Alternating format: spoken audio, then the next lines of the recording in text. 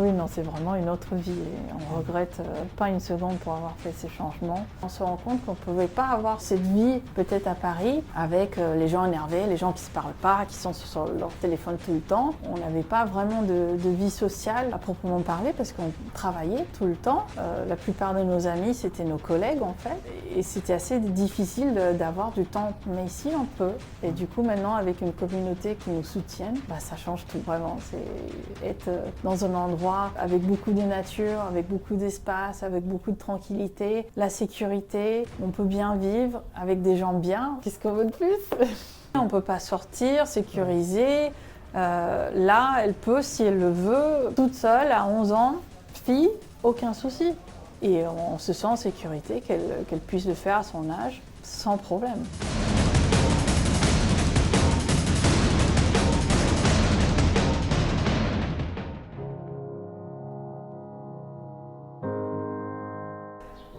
Il y a 8 mois seulement, donc c'est très récent. Donc vous étiez au Portugal depuis un moment et tout Non, pas du tout, c'est l'Eldorado. Moi je suis mexicaine et mon mari est pâtissier français. On a vécu plus de 20 ans à Paris. Et après, comme plusieurs personnes, est arrivé le Covid. Et on s'est dit, c'est plus une vie, il faut vraiment qu'on ait un sens, un bien-être, une facilité de se reposer, ne pas être dans 2 mètres carrés à 3. Donc voilà, on était venus il y a plusieurs années en vacances. Grâce à mon travail, j'étais directrice d'hôtel. Donc je voyageais beaucoup et ça nous a vraiment plu, vraiment. Et donc on est retourné pour des petits week-ends, des choses comme ça. À chaque endroit, on est allé visiter. On a trouvé ça fabuleux, les gens très gentils, la nourriture fraîche, pas industrielle, très familiale, avec les mêmes valeurs, avec vraiment ce sens de famille qui est très important pour nous. 3, donc mon mari, moi et notre fille Marie qui a 11 ans. Qui a 11 ans. Oui. Donc voilà, on a décidé de partir à l'aventure sans parler la langue, sans connaître personne. L'Eldorado total. Et du coup voilà, il y a 8 mois, on a décidé de déménager, qui était toute une aventure assez difficile. Évidemment, à un moment donné, on s'est dit qu'est-ce qu'on a fait. Surtout, c'est un changement assez fort. Malgré des points en commun, mais ça fait partie de l'aventure de se lancer. Voilà, donc moi je suis Elsa, je suis d'origine mexicaine et j'ai voulu me rapprocher de mes origines, même si je suis naturalisée française, pour aider la communauté Maya, donc le projet Mayan et ces femmes, je vais vous montrer, rentrer. C'est ces femmes ici qui sont dans la jungle du Mexique, la jungle Maya, qui fabriquent main toute cette pièce. Et ça va de leur laine, de leur coton, jusqu'à la confection et le design des différentes pièces. Et donc l'idée, c'est que j'ai la partie bien-être et j'ai la partie boutique. Donc tout ce qui est la partie boutique, les bénéfices vont de retour à ces dames pour leur développement et indépendance. Donc ça fait partie des vêtements, des accessoires, des bijoux en pierre naturelle, quelques bijoux fantaisie pour se faire plaisir, parce que c'est assez onéreux. Et ensuite, comme les Égyptiennes, elles ont les rituels beauté, donc elles m'envoient des ingrédients pour que je puisse faire des cosmétiques de luxe naturels qui se trouvent ici et que je utilise dans le spa pour les soins de visage et corps. Donc quand la personne vient choisir son soin, il peut aussi choisir quelle huile aromathérapeutique pour son soin. Donc c'est vraiment personnalisé. Et ce sont des rituels assez complets parce qu'on commence avec un exercice de respiration sur le casque VR où on fait un voyage dans mon pays, dans la Riviera Maya. Donc faire connaître là où ces dames habitent et donc se mettre en condition pour le soin. Ensuite, on fait le soin ici dans la salle de massage. Donc qui est assez relaxant. J'ai voulu faire cette ambiance calme et paisible pour pouvoir se relaxer entièrement. Voilà, donc la personne choisit son rituel. Donc on a le massage Maya qui travaille sur les tensions, les points énergétiques, mais qui reste assez relaxant. Il y a d'autres rituels aussi comme les coquillages chauds. Donc vous avez ici derrière vous. On va chauffer ces coquillages donc, qui ont la forme de la main et les ions de calcium qui sont libérés avec la chaleur vont pénétrer dans la peau pour nourrir la peau également. C'est quelque chose de différent, original. Après, je fais tout autre massage international connu que les personnes souhaitent aussi, des fois pour changer ou parce qu'ils ont une technique qu'ils aiment particulièrement, le Thai, le deep tissue. Donc ici, ils peuvent vraiment trouver tout ce qui leur manque, qu'ils n'ont pas eu, qui n'ont pas eu ici dans la région, mais qui ont eu dans leur pays d'origine. Et souvent en France, le bien-être est très important. Donc voilà, ayant eu une expérience dans les hôtels et spas 5 étoiles de luxe, ils trouvent ça ici maintenant à Caldas. Oui, alors pour ceux qui sont retraités, donc qui ne sont pas actifs, il y a quand même une communauté de retraités ici. Ils s'embêtent toute la journée parce qu'une fois qu'ils ont fait le tour de la plage, un tour de café, un tour de marché, qu'est-ce qu'on fait de notre journée? Donc ils sont très très avides des expériences ici. Donc ça c'est une autre idée pour l'entrepreneuriat. Il y a une dame new-yorkaise qui était barista, qui faisait la torréfaction de son café. Et donc elle vous invite chez elle pour apprendre comment torréfier le café, comment faire un café, un cappuccino digne de ce nom. Et elle explose parce que c'est quelque chose de différent. Il y a une autre dame qui vous montre comment faire la broderie, une autre qui fait la joaillerie, qui vous initie à comment faire ses propres bijoux. Qu'est-ce qu'il y a d'autre? Il y a donc évidemment comment faire des gâteaux, des choses comme ça. Mais je disais à mon mari que vraiment il y a de quoi faire pour une expérience d'apprendre à faire la vraie pâtisserie française. Parce que tout le monde sait faire un cheesecake, tout le monde peut arriver à faire un chocolate cake, voilà. Mais qui sait faire une Paris-Brest? Personne. Moi j'ai adoré apprendre à faire ça et pouvoir refaire chez moi et dire tada, je vous ai fait un Paris-Brest. Donc j'ai dit, vu son talent, vu son expérience, il faut vraiment qu'il fasse 2 cours de pâtisserie française pour apporter cette expérience vraiment différente et transmettre, avant tout transmettre, parce que c'est dommage que son savoir se perd avec la retraite. Oui. Donc là, il faut un atelier, donc il faut un petit investissement de ce côté-là et tout. Oui, depuis l'inauguration, on est complet tous les jours. Ma grande surprise. En quelques mois. Voilà, on est ouvert depuis 2 mois et demi et non-stop depuis l'ouverture. Oui. Je me retrouve en équivalence, parce que le SMIC ici est à 600-700 €. Je me trouve avec l'équivalence de ce que je gagnais à Paris. À Paris, j'ai pris mon cabinet peut-être 6 mois pour être rentable. Et oui, il y a beaucoup de concurrence aussi à Paris, même s'il y a une facilité de chiffre d'affaires. Il y a aussi beaucoup plus de charges et au final, les bénéfices, c'est un petit peu plus difficile. Donc, il faut du réseau. Il y a des charges ici quand même aussi. Alors, il y a des charges, mais qui sont un petit peu moins qu'en France. Donc, la boutique, le loyer, c'est pas trop cher ici? Non, pas du tout. Ici, je dois avoir 35 mètres carrés pour 350 €. Donc, en plein centre-ville, à côté de la Plaza de Fruta, c'est quand même extraordinaire. Vous avez... Oui, non, même pas en entrepreneur. J'ai découvert que je pouvais avoir mon lieu à moi tout en étant entrepreneur.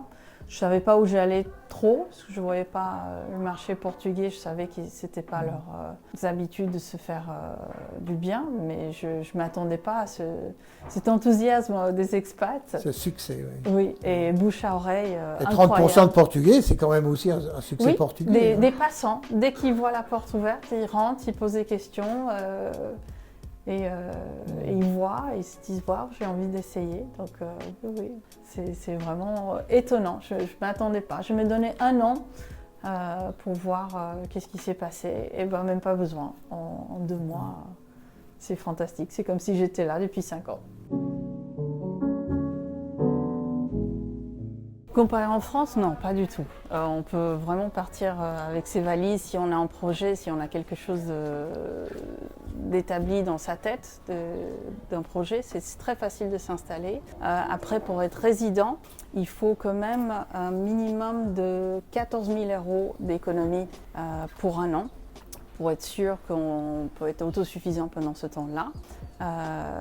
Mais si on a un autre revenu, des économies, une retraite aussi, le cas est que mon mari il a sa retraite en garantie pour moi, qui m'a permis d'arriver et très très rapidement, en l'espace d'1 mois, faire tous les papiers nécessaires. Donc les formalités, c'est simple. Au début, je conseille d'avoir quelqu'un qui vous accompagne parce que la langue et le jargon administratif portugais est assez particulier, donc tout comprendre, c'est important de se faire accompagner. Après, une fois qu'on le parle, oui, c'est facile. Une fois qu'on connaît un peu le rouage, oui, en somme, c'est facile. Il faut juste au début s'acclimater et évidemment se faire accompagner pour pouvoir expliquer sur quel bouton cliquer, quelle administration aller pour tel papier, quel justificatif il y a besoin et bien évidemment pour traduire. Même si c'était possible de ne plus travailler, vu la qualité de vie ici, qui est vraiment accessible. Ici, vous pourriez ne pas travailler? J'aurais pu, mais ce n'est pas ma philosophie. Oui, absolument, absolument, parce que vu l'histoire de la ville thermale, vu qu'il y a quand même des personnes qui sont expats, que ça leur manque les soins bien-être. J'ai fait une étude de marché, j'ai vu qu'effectivement il y avait de quoi faire parce qu'il n'y avait pas de spa à proprement parler dans Caldas. Il y a des praticiennes dans des hôtels, il y a la station thermale qui est malheureusement pas ouverte au public. Il faut avoir une prescription du médecin pour pouvoir y accéder. C'est magnifique, j'ai vu des vidéos, mais ce n'est pas encore ouvert au public. Et donc, j'ai senti que les expats, ça leur manquait leurs habitudes, en tout cas ceux qui étaient en Belgique, France, UK, Italie, Suède. Ils ont cette habitude de se faire du bien et qu'il n'y avait pas, étrangement, dans une ville historique thermale comme ici. Carole, donc là-bas à côté de Lisbonne, me dit on va faire un hammam parce qu'il n'y a aucun hammam à Lisbonne. Sauna, hammam, il n'y en a pas. Donc il semble que une des directions quand on vient ici, qu'on fait quelque chose, c'est d'apporter une chose qui n'a pas encore dans le pays, quoi, et qu'on connaît. Tout à fait, qu'on connaît, qu'on a l'habitude. Et puis c'est vraiment cette communauté qui est fantastique. Vraiment, on trouve nos semblables, des gens comme nous qui sont ouverts d'esprit, qui sont capables de, comme nous, changer de vie sur un coup de tête, changer de pays, apprendre une nouvelle langue. Et ça rapproche. Paris, surtout, c'était plus ce que c'était. Et avoir notre fille grandi dans ces conditions, on se disait non, c'est pas une vie pour elle. Nous qui avons connu, moi, d'autres pays, d'autres conditions, et mon mari, un Paris d'autrefois, on s'est dit voilà, c'est pas un avenir pour notre fille. On aurait pu aller dans un autre endroit en France, mais vraiment, ce qui nous a attirés, c'est la capacité d'améliorer son cadre de vie et du coup avoir notre fille grandir dans d'autres conditions et nous vivre différemment tout en étant actifs, très facilement. Donc ça, c'était facile de s'installer. Oui. Ah oui. Je vois les Américains, tous les démarches qu'ils doivent faire et les difficultés. Et vous êtes mexicaine mais naturalisée française? Naturalisée française, voilà, comme ma femme, d'accord. Oui, c'est ça. Sûr. Donc c'est quand même beaucoup plus facile. Donc le passeport français, ça a vraiment été porte ouverte. Oui. On a juste dû aller à la mairie, demander un certificat de résidence. Et voilà, et c'est parti. Et le reste, c'est comme en France, monter son entreprise, auto-entrepreneur. Oui, tout à fait. Enfermée, on ne peut pas sortir, sécurisé. Là, elle peut, si elle le veut, prendre le bus et être déposée face à chez nous, toute seule, marcher. À 11 ans. Toute seule, à 11 ans, fille, aucun souci. Aucun souci. Tous nos voisins le font. Alors, cette première année, comme elle ne parlait pas trop la langue, on a voulu l'amener en voiture. Mais c'est certainement à partir de l'année prochaine, elle va marcher. Et on se sent en sécurité qu'elle puisse le faire à son âge sans problème. Sans problème, vraiment. Et les gens, si on vous arrête dans la rue, on va vous dire « vous êtes belle ». Mais sincèrement, On a le droit de le dire ici. Oui, on peut le dire, mais sans alpaguer. C'est vraiment une autre sensation où, voilà, quelqu'un qui s'apprête, on va admirer et on va complimenter, mais sainement. Et c'est pas un problème. On n'a pas besoin de faire attention à qu'est-ce qu'on porte, les bijoux, quel genre de sac à main on a, quel téléphone on a. Ici, il y a vraiment un respect pour l'autre. Je pense que c'est dû à la culture de famille qui est vraiment, disons, la France il y a 40 ans. Ici, on ne se fait pas voler son portable dans le métro parisien. C'est vraiment, moi, ça m'est arrivé, je suis en train de fermer le magasin, je laisse mon sac dehors, dans la rue, par terre. Personne ne va le toucher. Je peux mettre 20 minutes pour fermer le magasin. Le sac va rester là. Il peut que je oublie ma pancarte dehors, la voisine, elle va la rentrer dans son magasin pour moi.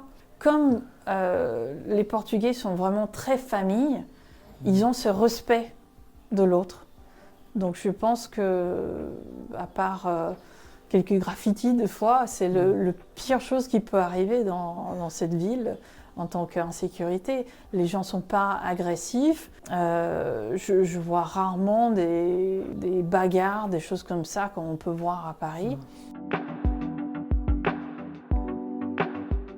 Salariés, alors de ceux que j'ai rencontrés, ce sont des personnes comme moi qui ont ouvert leur entreprise ou qui ont la capacité de faire un travail à distance. Ça, il y en a beaucoup. Je connais qui sont français, qui travaillent sur leur entreprise française salariée, mais qui sont, je ne sais plus comment ils appellent ça, les digital nomades maintenant, et qui sont installés ici. Je n'ai pas encore rencontré beaucoup, mais je sais qu'il y en a, surtout dans la communauté américaine, énormément, qui font du marketing, qui font de la comptabilité, qui font du secrétariat à distance, ça se fait aussi maintenant. Peuvent être à distance. Alors moi, en tant que masseuse, c'est un peu difficile. On ne peut pas encore masser par Zoom. mais pour toutes les personnes qui sont en administrative, c'est tout à fait possible. Et au contraire, ils sont poussés ici au Portugal pour avoir des facilités, s'ils ne sont pas européens, d'avoir leur visa assez rapidement pour ce fameux visa de digital nomade. Donc c'est encore plus vite qu'être entrepreneur si on veut faire quelque chose de digital, tout en étant salarié dans un autre pays. C'est encore plus facile, vraiment, et ils ouvrent les portes pour ce genre de profil ici au Portugal. Après, on se dit, pour le SMIC qui est à 600-700 euros, c'est un petit peu plus difficile. Alors, en restauration, ils cherchent énormément. Dans les hôtels, ils cherchent énormément. Donc, si on est dans l'hôtellerie-tourisme, on a ce genre de profil, effectivement, on peut devenir salarié à condition de parler portugais, bien évidemment. Mais ils sont très avides de personnes qui parlent anglais, français, allemand, italien, néerlandais. Ça, ils sont très avides pour ce profil, à condition de parler portugais. Mais si on ne parle pas la langue, effectivement, avoir cet esprit d'entreprise est important, mais aussi nécessaire, parce que, encore une fois, il y a cette communauté qui ont besoin de certaines choses qu'il n'y a pas ici. Et donc, se trouver avec une pâtisserie, un spa, peut-être une école. Il y a des différentes choses qui peuvent manquer. J'ai une amie suisse qui a sa chocolaterie. Il n'y a pas beaucoup de chocolaterie ici à Caldas. Et donc, du coup, c'est Madame Blesse qui m'a donné votre rendez-vous. Voilà, tout à fait, Brigitte Blesse. Et donc, elle a cette chance de... Nous, c'est plutôt nous qui avons la chance de l'avoir pour avoir des chocolats de qualité et des différentes épices aussi, certaines épices qu'on ne va pas forcément trouver. Voilà, une épicerie tout simplement, ça manque énormément. Je pense qu'il y en a 2 ici à Caldas et qui ne font pas toutes les épices. Donc je vois énormément sur Facebook, il y a des personnes qui aimeraient bien importer certaines choses du supermarché qu'on peut trouver en France ou ailleurs, mais qu'on ne trouve pas ici. Donc voilà, des petites idées, des choses qu'on peut ouvrir facilement parce qu'il y a un certain besoin. La moitié du temps pour passer avec elle, et à cet âge qui est vraiment très important d'être présent. On n'est pas tout le temps au travail, on peut vraiment passer du temps avec elle. Et moi, avec la liberté d'avoir mon propre entreprise, je peux choisir mes horaires, un jour, un mardi, partir à la plage, si on souhaite. Non, rétrospectivement, pas du tout. Je me dis effectivement qu'on aurait dû faire avant. Le Covid ne nous le permettait pas, mais vraiment c'est une aventure qu'on ne regrette pas du tout. Il faut juste s'adapter, il faut être ouvert d'esprit et savoir que c'est différent. Mais fondamentalement, tout est quasiment pareil. La structure de la société est pareille, les impôts c'est pareil, les charges c'est pareil. Voilà, encore une fois, il faut juste se faire accompagner pour savoir sur quel bouton appuyer et qui aller voir.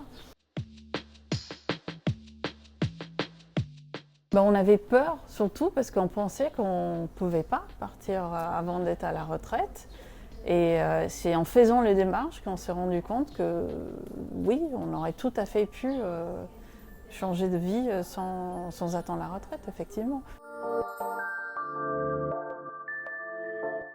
On avait étudié la chose, mais du coup, on serait toujours dans un petit appartement parce que notre capacité d'emprunt, notre capacité d'achat aurait été tout aussi comme à Paris. On aurait peut-être un appartement plus grand, mais on resterait toujours soit locataire ou acheter, si on pouvait, vraiment quelque chose de petit. Je m'imagine que les salaires en province n'ont pas la même compétitivité qu'à Paris, donc du coup ça aurait fait peut-être la rue Michel, mais toujours avec une difficulté de trouver cette tranquillité d'esprit, d'être serein, d'être paisible. C'est quelque chose, c'est beaucoup plus lent. On se plaint en France de l'administration, mais ici, oui, tout l'espace-temps est beaucoup plus long. Quelque chose qu'on pourrait avoir en une semaine en France devient 3 mois ici au Portugal. Mais c'est la mentalité. Tout est plus lent, tout est plus calme. C'est fait tranquillement, mais ça se fait. Alors ici à Caldas, ils sont très ouverts. Ils sont très contents parce qu'il y a beaucoup d'immeubles à rénover. Qui sont dans un état comme ça depuis plusieurs années, surtout depuis les différentes crises. Donc ici à Caldas, ils sont assez contents qu'on vienne faire vivre le centre-ville, faire changer le visage. Je dirais 30% de Portugais. Donc on essaie de communiquer au mieux pour l'instant parce que j'apprends. Plutôt des jeunes Portugais ou des couples modernes? Non, de tout. J'ai des dames très chics qui ont voyagé, qui savent qu'est-ce que c'est se faire du bien. D'accord. Donc oui, il y a des dames qui viennent. Il y a des couples aussi, beaucoup de cadeaux. D'hommes travailleurs qu'on ne penserait pas qui rentreraient, ils viennent, j'aimerais vraiment faire quelque chose de spécial pour ma femme et offre un bon cadeau. Pas pour eux? Non, pas pour eux. Ah, pas pour eux? Non. Ils n'osent pas, peut-être encore. Peut-être ils n'osent pas. Non, ils n'ont vraiment pas cette culture de massage ici. Oui. Mais ça commence. C'est les personnes qui ont voyagé, qui connaissent un petit peu qu'est-ce qui se fait ailleurs, qui savent que ça fait du bien. Donc on a ce genre de clientèle. Et puis la communauté expat, français, belge. Le portugais est quand même difficile, c'est quand même une langue apparemment latin, mais avec tellement d'étymologie arabe que finalement on croit que l'espagnol, si on sait le parler, va nous aider, mais non, ça n'aide pas. Donc il suffit juste de chercher, fouiller un peu, sortir, et du coup, vous allez vous faire des amis. Et comme la communauté expat ici est très unie, tout le monde se connaît en fait. Donc il se peut que tel voisin connaît l'autre, qui va vous présenter quelqu'un d'autre qui habite à un autre endroit. Vous allez à la plage, j'ai mon copain qui est là. Et on trouve assez rapidement, même si ce n'est pas dans les 3 premiers mois peut-être, parce qu'on est occupé à faire les papiers, à remettre ses affaires en place, tout ça. Une fois cette partie un peu difficile passée, du coup on a place pour les loisirs, pour faire des rencontres. Et c'est vraiment des belles rencontres parce qu'on se trouve avec des semblables, avec des personnes qui ont passé par les mêmes difficultés, qui adorent ce pays, qui adorent la nature, qui adorent... des personnes qui ont osé changer aussi. Voilà, qu'on a fait le pas en avant pour faire quelque chose de différent dans un pays qu'on ne connaît pas, dans une langue qu'on ne connaît pas. Et ça, vraiment, ça rapproche. Et après, on se raconte des histoires ensemble de comment chacun a pu s'installer. Et on rigole maintenant parce qu'on se dit mais pourquoi on était dans ce désarroi les 2 premiers mois en disant qu'est-ce qu'on a fait, mais non, il suffit juste de faire le pas en avant et du coup tout un autre monde s'ouvre et c'est vraiment, voilà, c'est cette partie, voilà, ça commence comme ça et après on est hyper content d'être là et on ne regrette pas du tout parce qu'on se rend compte qu'on ne pouvait pas avoir cette vie peut-être à Paris avec les gens énervés, les gens qui ne se parlent pas, qui sont sur leur téléphone tout le temps. On n'avait pas vraiment de vie sociale à proprement parler parce qu'on travaillait tout le temps. La plupart de nos amis, c'était nos collègues en fait. Et c'était assez difficile d'avoir du temps pour soi. Mais ici, on peut. Et du coup, maintenant, avec une communauté qui nous soutienne, ça change tout, vraiment. C'est être dans un endroit avec beaucoup de nature, avec beaucoup d'espace, avec beaucoup de tranquillité, la sécurité, on peut bien vivre avec des gens bien. Qu'est-ce qu'on veut de plus? J'avais cette peur que le diplôme ne soit pas accepté, comme dans certains pays. On a beau être dans l'Europe, mais le diplôme est local.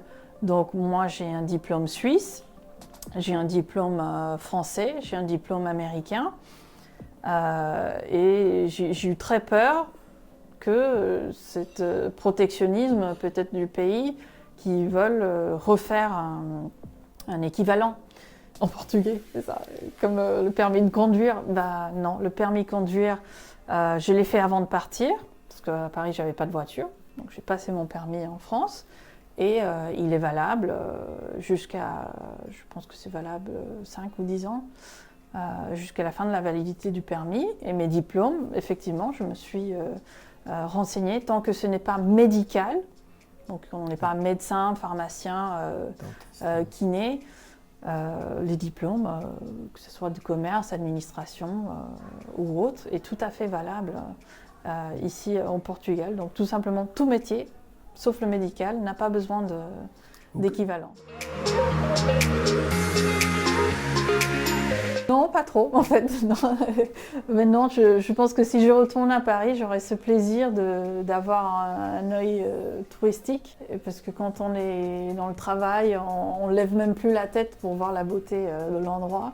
Et je pense que j'aurai ce temps pour admirer, comme tous les autres touristes, ce bel endroit. Mais vraiment, manquer des choses, non, vraiment, on trouve quasiment tout ce qu'on veut, ou on trouve un moyen pour en trouver ce qu'on veut. Non, moi j'ai toute ma famille au Mexique, donc on se rapproche un petit peu, donc ça c'est aussi un avantage d'avoir moins d'heures d'avion à faire pour voir ma famille.